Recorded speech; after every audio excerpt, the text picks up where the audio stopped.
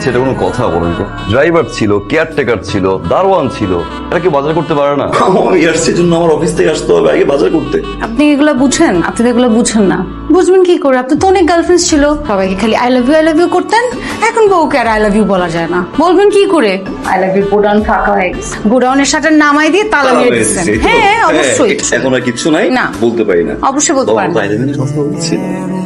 তাইলে বাজার ও ওখানে ফিরে আসি বাজারে। ও হ্যাঁ বাজার, এগুলো তো বুঝেন না। জামাই বাজার আনবে, বউ বাজার দেখবে, যখন জামাই ভুল করবে বউ রাগ করবে, ওই রাগ আবার জামাই ভাঙাবে। এই ফিলিংসটা বুঝেন আপনি? এটাও বুঝেন না। এটা কি? ঢেঁড়স। হ্যাঁ ঢেঁড়স।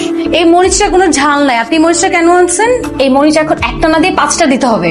শেষ। কি শেষ? এই মরিচ আনছেন কেন? আপনি এটা খাইছেন, এখন দেখবো।